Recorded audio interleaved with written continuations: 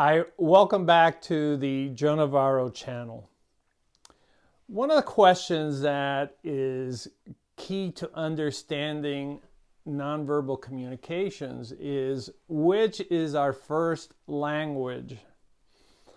And the answer is, and it may surprise you, the first language that we learn is touch.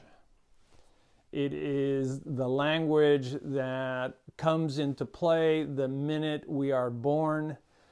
We are cuddled, embraced, that we are snuggled with, and that we most appreciate is that human touch that is warm, that is obviously kind and all engulfing. That's what settles the baby down.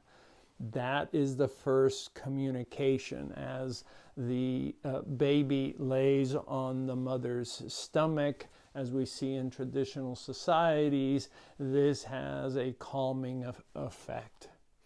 And that's true throughout the world. So touch, yes, our first language.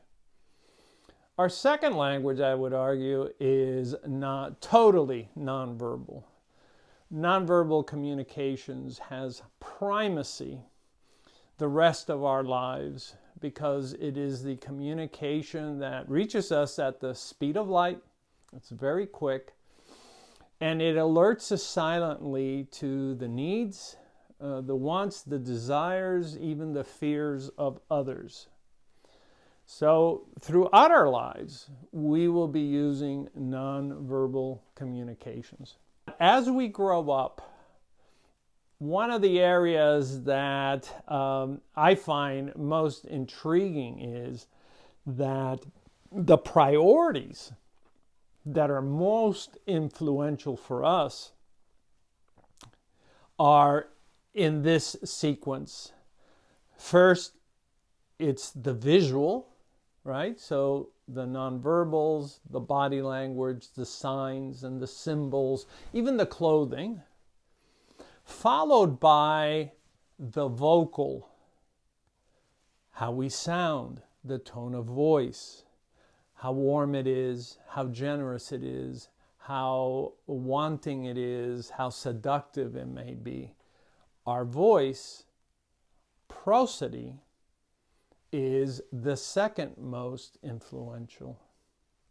And then the third most influential is the words. What do the words mean? What do they say? So it's first visual, then vocal, and lastly, the actual verbal. And if you keep that in mind and think about how you talk to each other, think about how you influence each other. When a general walks into a room and commands that room without even speaking, and then begins to speak, we are witnessing the visual, the vocal, and then the verbal. In the same way that when I studied the shamans, the healers around the world, their ability to begin the healing process began by the visual, how they dressed, how performative they were in their gestures and in the things that they did.